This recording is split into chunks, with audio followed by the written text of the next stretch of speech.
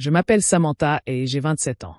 Si vous me demandiez de décrire ma vie, je ne vous présenterai pas un CV. Je vous offrirai une chanson, une ballade de jazz lente et mélancolique, ponctuée d'éclairs soudains et de notes que je suis la seule à comprendre.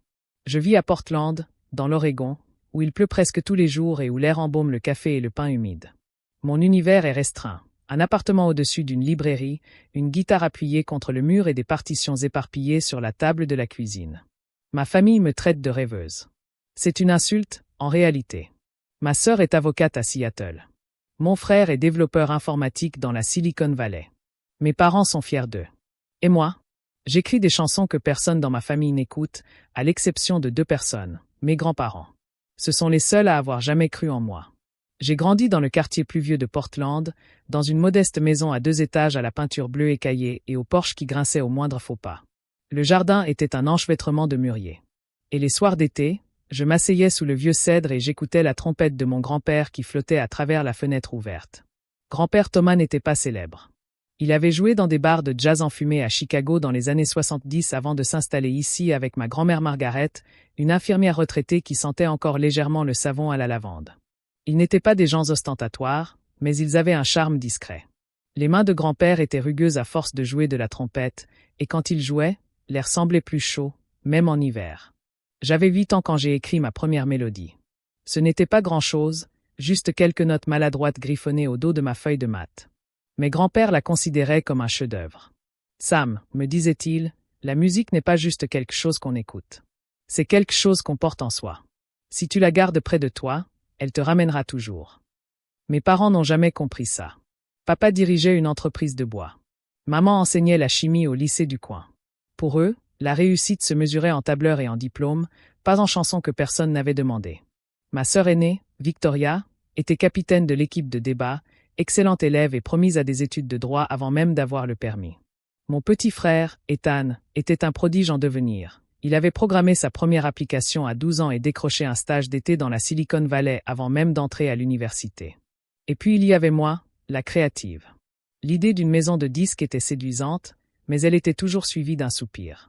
Les conversations à table étaient des compétitions que je ne pouvais jamais gagner. Victoria parlait de procès fictifs et de bourses d'études. Ethan, lui, discutait d'algorithmes et de projets de robotique. Le visage de mes parents s'illuminait de fierté, et ils approuvaient chaque réussite. Puis ils se tournaient vers moi, et je leur annonçais que je travaillais sur une nouvelle chanson inspirée par la pluie qui ruisselait sur ma fenêtre. Le silence qui suivait était assourdissant. Parfois, papa disait « C'est bien beau, samedi. Mais tes notes, alors ?» Parfois, maman serrait les lèvres, comme pour retenir la question qui lui brûlait les lèvres. « Quand est-ce que tu vas te prendre au sérieux ?» Ce n'était pas qu'il ne m'aimait pas. Simplement, il ne voyait pas la musique comme un avenir, mais plutôt comme une phase passagère. Papy et mamie, eux, me voyaient autrement. Ils m'accueillaient le week-end et papy ressortait ses vieux disques, Miles Davis, Cadet Baker, Ella Fitzgerald. On s'installait au salon, le tourne-disque crépitait, et il m'apprenait à percevoir les silences entre les notes. Avec le recul, je comprends que ces soirées ont été ma véritable éducation.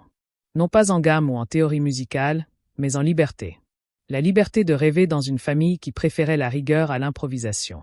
À 18 ans, la pression à la maison était devenue un bourdonnement constant, comme celui des néons qu'on ne peut pas éteindre.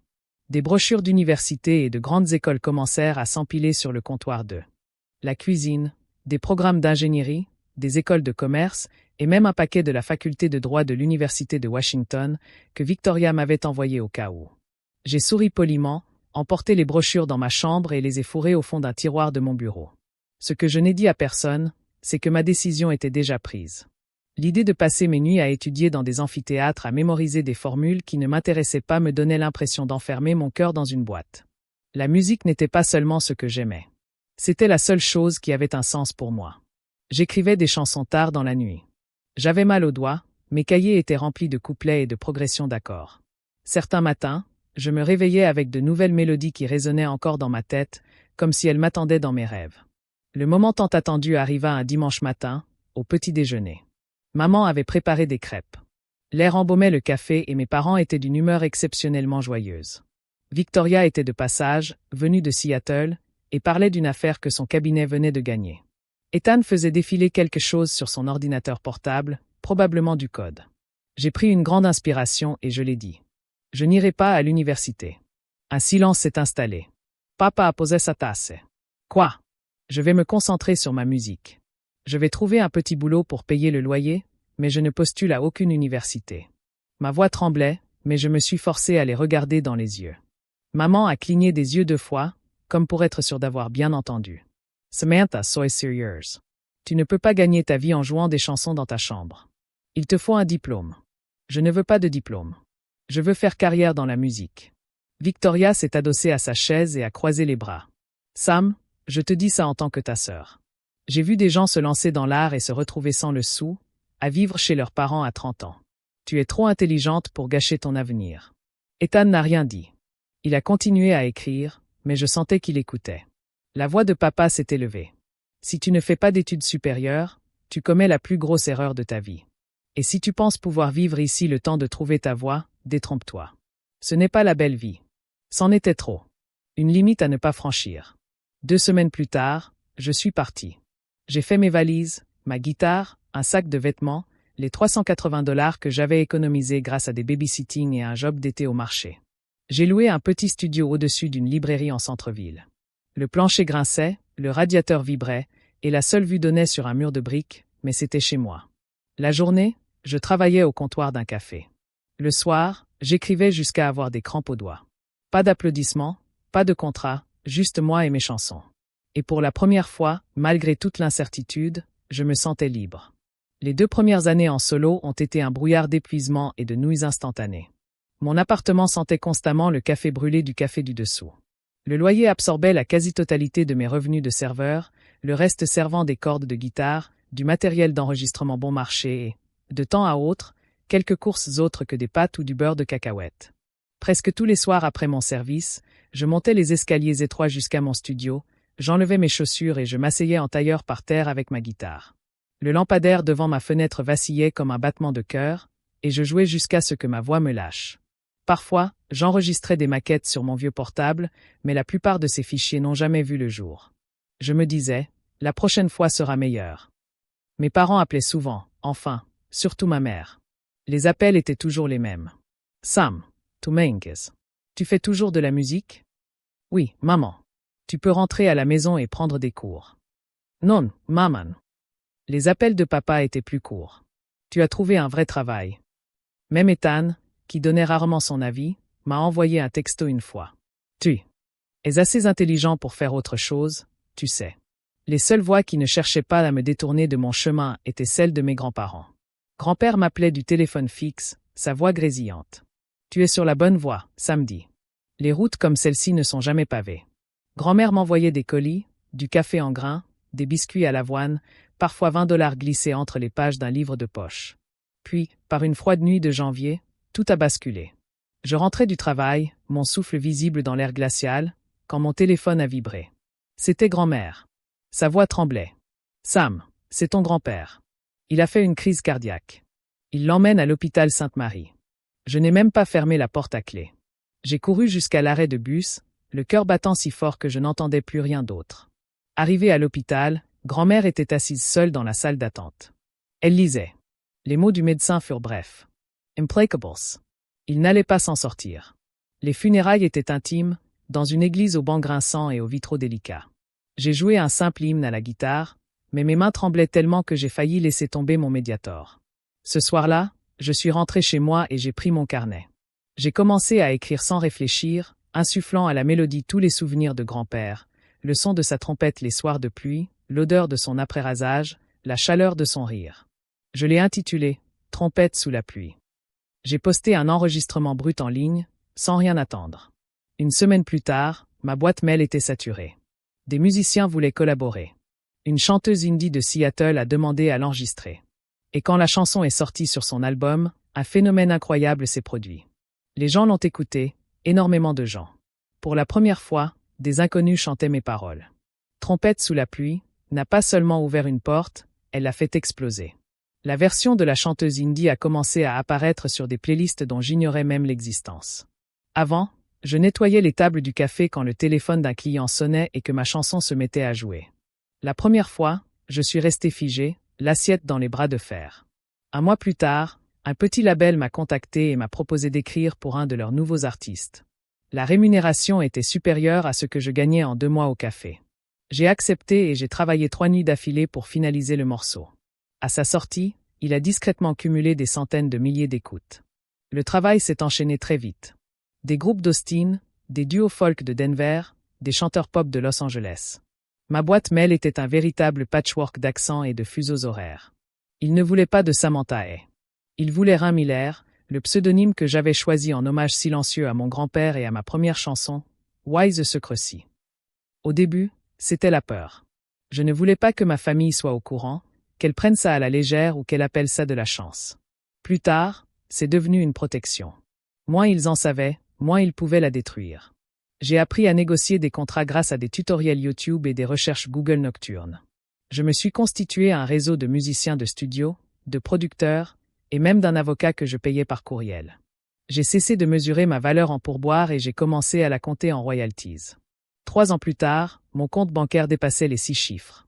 À la 5e année, j'avais plus d'argent que je n'aurais jamais imaginé, plus de 8 chiffres. J'ai effectivement amélioré ma guitare, mon matériel d'enregistrement et mon appartement, mais de façon très modeste. Toujours une chambre, toujours au-dessus de la librairie. Si mes parents venaient me rendre visite, je voulais donner l'impression que je vivais tout juste. La seule personne à qui je confiais la vérité était ma grand-mère. Je lui rendais visite chaque semaine, avec des vinyles et des scones aux myrtilles. Assise dans son fauteuil à bascule, elle écoutait Ella Fitzgerald ou Chet Baker, les yeux brillants. « Tu l'as fait, Sam, me disait-elle. Ton grand-père serait fier. » Mais même ses visitons commençaient à changer. Elle oubliait quel disque passait, posait la même question 3 fois par heure. Le jour où elle m'a appelé Margaret, son propre prénom, j'ai su que quelque chose n'allait pas. Le diagnostic est tombé 1 mois plus tard. Alzheimer à un stade précoce. Ce soir-là, assise à mon bureau, les lumières de la ville brouillant ma vision, je me suis fait une promesse. Je ne la laisserai pas disparaître dans une chambre impersonnelle, sous la garde d'inconnus. Elle méritait de la musique, de la chaleur, la vie qu'elle m'avait offerte lors de ses week-ends avec grand-père. Je ne savais pas encore exactement comment, mais je savais que ce serait important. L'idée m'est venue un soir, alors que j'écoutais de la musique qui semblait souffler dans l'obscurité. Le bourdonnement de mon amplificateur comblait les silences entre les notes de trompette. J'ai pensé à grand-mère dans sa petite maison, celle-là même où elle avait vécu pendant 40 ans, avec son escalier raide, sa cuisine en désordre, et personne à l'intérieur après la tombée de la nuit. Je voyais déjà les années à venir si je ne faisais rien. Sa mémoire la lâchait de plus en plus, de petites erreurs se transformant en accidents dangereux. Je me suis souvenu de cette fois où elle avait laissé le four allumé tout un après-midi. La situation n'allait pas s'améliorer d'elle-même, alors j'ai décidé d'agir. D'abord la maison. J'ai appelé Claire, mon assistante, confidente et magicienne à mes heures perdues, et je lui ai dit de commencer à chercher une propriété en dehors de la ville. Je voulais de l'espace, de la lumière, un jardin, un endroit calme avec une vue changeante au fil des saisons. Il fallait qu'on s'y sente chez soi dès qu'on y met les pieds, mais il fallait aussi que ce soit sûr. Pas d'escalier sans rampe, des portes larges pour faciliter l'accès, une salle de bain sans danger. Après 3 semaines à visiter des maisons hors de prix et des manoirs sans âme, nous l'avons trouvé. Un manoir de 3 étages, patiné par le temps, à West Lynne, construit dans les années 1920. Le toit était en tuiles rouges foncées, les murs en stuc crème, le jardin regorgeait de rosiers enchevêtrés et d'érables majestueux. Il avait besoin d'être rénové, mais j'imaginais déjà le résultat. Le salon de musique avec un petit piano à queue. Le salon tapissé des disques de mon grand-père. La terrasse où grand-mère pouvait siroter un thé les matins ensoleillés. Je l'ai acheté content, sans emprunt. La rénovation était ma passion. J'ai engagé un architecte spécialisé dans les maisons historiques, des décorateurs d'intérieur qui savaient allier élégance et fonctionnalité. Nous avons installé un ascenseur pour que grand-mère n'ait plus à prendre les escaliers. Sa chambre avait de larges fenêtres donnant sur le jardin, un fauteuil de lecture capitonné dans un coin et une bibliothèque remplie de ses romans préférés, même si elle oubliait parfois les avoir lus. Mais une autre idée me trottait dans la tête depuis mes 22 ans. Pour mon anniversaire cette année-là, je m'étais offert un survol en hélicoptère des gorges du fleuve Columbia. Le paysage m'avait subjugué. L'eau était limpide comme du cristal, les montagnes se dressaient telles des sentinelles, les nuages ondulaient au-dessus des crêtes. De retour chez moi, j'avais composé une chanson ce soir-là. Si un tel panorama pouvait m'inspirer, peut-être pourrait-il éveiller quelque chose chez grand-mère, ne serait-ce qu'un instant. Alors j'ai contacté une compagnie aérienne et j'ai réservé un élégant Bell 407 noir pour grand-mère, une infirmière et moi. J'ai pris des cours de pilotage, mais j'ai toujours volé avec un pilote professionnel. Chaque détail du plan a été élaboré en secret. Pas un mot à mes parents, pas un mot à Victoria ni à Ethan. Ils ne comprendraient pas. Ils le découvriraient le moment venu. Et quand ce serait le cas, ils ne me regarderaient plus jamais de la même façon. L'appel est arrivé un jeudi soir, alors que je choisissais des échantillons de peinture pour la salle de musique. C'était maman. Sa voix était déchirée. C'est ce qui arrive quand elle essaie de paraître calme, mais qu'elle ne l'est pas. Sam, il faut qu'on se parle en famille ce week-end.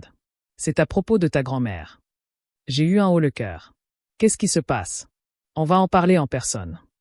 Elle a raccroché. Avant que je puisse continuer. Samedi, j'ai pris ma vieille Subaru pour aller chez mes parents à Beaverton. L'automne était arrivé, avec cet air vif et humide qui sentait le cèdre et les feuilles mouillées. Je suis entré et j'ai trouvé la scène habituelle. Papa dans son fauteuil, le journal à la main. Victoria dans un tailleur, comme si elle sortait d'un tribunal. Ethan rivé à son téléphone. Grand-mère assise tranquillement dans un coin, les mains jointes sur les genoux, fixant le tapis.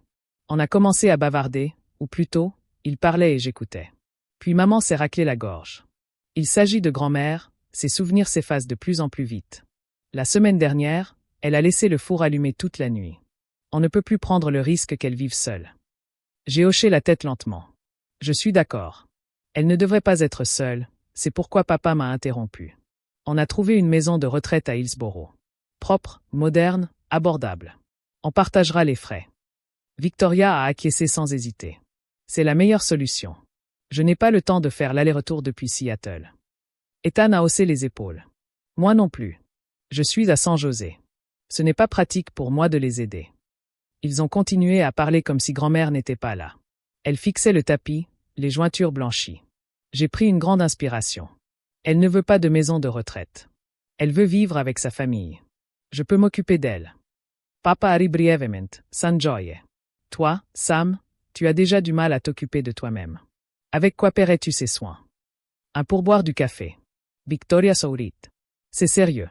Tu ne peux pas te contenter de jouer de la guitare à son chevet et appeler ça s'occuper d'elle. Ethan ne sourit pas, mais sa voix était condescendante. On sait que tu l'aimes, mais soyons réalistes. Maman soupira, son regard s'adoucissant. Sam, ma chérie, tu ne te rends pas compte du travail que ça représente. C'est un fardeau. Les professionnels savent comment gérer ça. Leurs paroles n'étaient pas de simples rejets. Elles résonnaient comme un écho de toutes les fois où il m'avait dit que je n'étais pas à la hauteur. Je regardais grand-mère. Elle croisa mon regard et, l'espace d'un instant, je perçus une reconnaissance. Je me levai, la voix assurée, mais le cœur battant la chamade. Vous pouvez tous faire ce que vous voulez, mais je m'occuperai d'elle. À ma façon. Papa leva les yeux au ciel. Ne fais pas de promesses que tu ne peux pas tenir. Je pris mon téléphone, cherchai le numéro de Claire et appuyai sur appeler. Claire, prépare l'hélicoptère. Emmène-le au champ près de chez mes parents. Le silence se fit dans la pièce. Puis ils ont ri. Un vrai rire, comme si je venais de raconter une blague nulle. Ce n'était pas grave. Ils ne riraient plus dans quelques heures. Le vent d'octobre était si vif qu'il me piquait les joues tandis que je sortais de chez mes parents. Mon cœur battait la chamade, non pas à cause du froid, mais à cause de ce que j'allais faire. Le terrain n'était qu'à 3 pâtés de maison, une parcelle d'herbe usée où les enfants jouaient au foot l'été. Je suis resté là, les mains enfoncées dans les poches de ma veste, scrutant le ciel gris. Claire avait dit 20 minutes. De retour à la maison, je les voyais par la fenêtre. Mes parents, Victoria et Ethan, étaient appuyés l'un contre l'autre, sans doute en train de labourer mon grand terrain. Qu'ils le fassent. Dans moins d'une heure, ils verraient exactement qui j'étais devenu. Le son est d'abord venu, faible et lointain, comme un roulement de tambour au loin. Puis si la grande. Un grondement continu qui vibrait dans mes côtes. Les têtes se sont tournées dans la rue. Une 407 noire et rutilante est apparue au-dessus des arbres, le soleil faisant scintiller sa carrosserie polie. Mon pouce est emballé. L'hélicoptère s'est posé en douceur, le souffle des rotors soulevant un tourbillon de feuilles dorées. Les enfants du quartier ont accouru, leur voix s'élevant d'admiration au bruit des câbles qui se retombaient, le moteur rugissant de façon maîtrisée. Ma famille s'est précipitée hors de la maison, attirée par le son. Papa était le premier, le menton crispé. C'est quoi ce truc? Maman serrait son pull contre sa poitrine, les yeux écarquillés. Victoria s'est arrêtée net, son téléphone lui glissant des mains. Ethan s'est figé sur le trottoir, ses écouteurs pendant autour du cou. Je les ai dépassés sans m'arrêter et suis rentré chercher grand-mère. Elle était assise dans son fauteuil, somnolent. Je me suis agenouillé près d'elle. Grand-mère, c'est samedi. On va faire un petit tour. Ses yeux se sont ouverts en grand. Dans la voiture. J'ai souri. Mieux. L'infirmière que j'avais engagée des semaines auparavant sans rien dire à personne nous attendait à la porte. Ensemble, nous avons aidé grand-mère à descendre. Dès qu'elle a aperçu l'hélicoptère, ses lèvres se sont entr'ouvertes de surprise. Oh mon Dieu, Thomas aurait adoré ça. Je sais, dis-je, la gorge serrée. Nous l'avons installé à l'intérieur, son casque sur les oreilles, les mains posées délicatement sur ses genoux. Je me suis tourné vers les autres. Maman, papa, vous venez. Victoria, Ethan, suivez-nous en voiture. Je vous envoie l'adresse par SMS. Ils ont hésité, mais la curiosité l'a emporté sur la fierté. Mes parents sont montés, leurs expressions mêlant scepticisme et incrédulité. La porte s'est refermée avec un bruit sourd, le moteur du drone s'est accéléré, et nous avons décollé. Le champ s'est rétréci sous nos yeux, les maisons se transformant en petits carrés bien nets. Grand-mère a poussé un petit soupir d'admiration et a pointé du doigt la rivière Willamette qui serpentait, argentée, à travers la ville. C'est magnifique, samedi. J'ai regardé mes parents. Les jointures de maman étaient blanches sur la ceinture de sécurité. Papa me jetait des coups d'œil, comme s'il essayait encore de comprendre à quel jeu je jouais. Où est-ce qu'on va? A-t-il fini par demander dans le casque. Tu verras. Nous volions vers le sud, écumant au-dessus des forêts aux couleurs flamboyantes de l'automne. Grand-mère aperçut les montagnes au loin, dont les sommets étaient déjà enneigés. Un instant, elle parut plus jeune, son regard plus clair, son sourire apaisé. 20 minutes plus tard, nous changâmes de cap et la propriété apparut. La demeure rénovée, d'un blanc crème éclatant, contrastait avec le vert profond des jardins, son toit de tuiles rouges scintillant au soleil, et les érables bordant l'allée se balançaient comme pour nous souhaiter la bienvenue. Nous atterrissions dans le jardin, près d'un héliport fraîchement goudronné. Le pilote coupa le moteur et le silence soudain parut presque irréel. Ethan et Victoria arrivèrent quelques instants plus tard dans la Tesla rutilante de Victoria. Ils descendirent et contemplèrent la maison comme si elle avait été parachutée d'une autre planète. « À qui est cette maison » demanda Victoria d'une voix plus perçante que le vent. Je ne répondis pas. Au lieu de cela, j'aidai grand-mère à descendre de l'hélicoptère et la guidai à travers le jardin. Des rosiers, identiques à ceux de son ancienne maison qui bordait l'allée, avaient été plantés. L'odeur l'envahit, elle s'arrêta et ferma les yeux. Ça sentait la maison. À l'intérieur, le bois poli du hall brillait. Un lustre projetait une lumière chaude sur les murs couleur crème. Et dans un coin du salon, sur un support en noyer sombre, se trouvait la trompette de grand-père. Grand-mère la prit de ses mains tremblantes. « Thomas !» J'acquiesçai. « C'est ta maison maintenant, grand-mère. »« La nôtre. »« Silence. » Puis la voix de papa, basse et fatiguée. « Sam, qu'est-ce que c'est que ça? Comment as-tu pu ?» Je me tournai vers eux tous. Ces 6 dernières années, j'ai composé de la musique sous le nom de Rhin Miller. Trompette sous la pluie. C'était ma chanson. Tout comme des dizaines d'autres que vous avez entendues à la radio, dans des publicités, dans des films. J'ai gagné plus de 25 millions de dollars en droits d'auteur et en investissement. J'ai acheté cette maison, l'hélicoptère, le personnel, tout pour grand-mère. Leurs visages se figèrent, incrédules. Choqués, ou quelque chose d'autre que je ne pouvais pas nommer. Maman porta la main à sa bouche, les larmes aux yeux. « Sam, pourquoi tu ne nous l'as pas dit? » « Parce que tu n'as jamais cru que j'en étais capable. Je voulais que tu le voies, pas que tu l'entendes. » Papa s'avança et se frotta la nuque. Je m'étais trompé sur toute la ligne. Victoria, pour une fois, n'eut aucune chance de riposter. « Tu es accurate, trumpet in the rain, » murmura-t-il. « Sam, c'est magnifique. » Les yeux d'Ethan étaient humides. J'ai aussi écrit des chansons. Je ne l'ai juste jamais dit à personne. Je posai une main sur son épaule. C'est peut-être ton tour. La voix de grand-mère brisa le silence. Sam, tu me rappelles tellement ton grand-père. Et à cet instant précis, je sus que chaque dispute, chaque nuit blanche en avait valu la peine. Les jours qui suivirent la révélation furent comme l'avènement d'un nouveau rythme, un rythme que j'avais inconsciemment composé depuis des années. Grand-mère s'installa dans sa nouvelle maison comme si elle y avait toujours eu sa place. Les matins étaient calmes et doux. Le thé sur la terrasse, le soleil caressant sa couette, le doux son du jazz s'échappant du salon de musique. Parfois, elle se souvenait de chaque note de ses chansons préférées.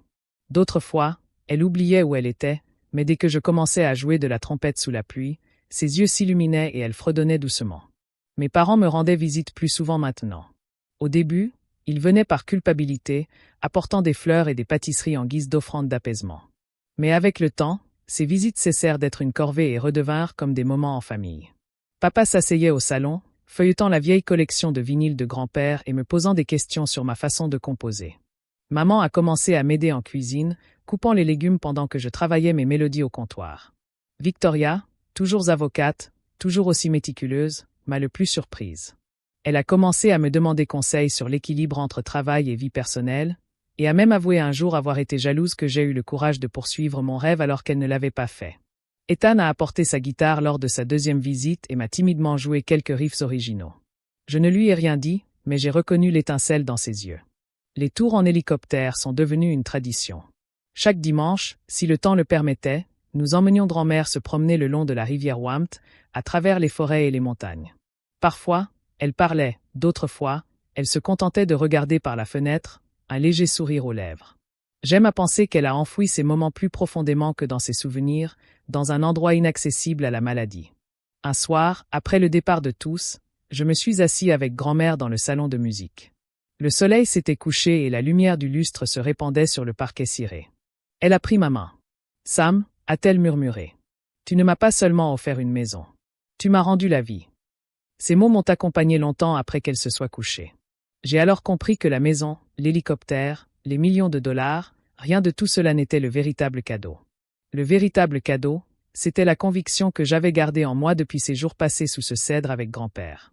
Que la musique compte, que les rêves méritent qu'on se batte pour eux, et que ceux qui vous aiment vraiment finiront par guérir, même si cela prend du temps. Mon histoire n'était plus une question de prouver à ma famille qu'elle avait tort. Il s'agissait de faire en sorte que les dernières années de grand-mère soient emplies de beauté, de son et de lumière, comme elle et grand-père avaient empli mon enfance. Ce soir-là, en fermant la porte de sa chambre, j'ai contemplé la trompette qui scintillait dans un coin, et j'ai su, sans l'ombre d'un doute, que la chanson n'était pas terminée.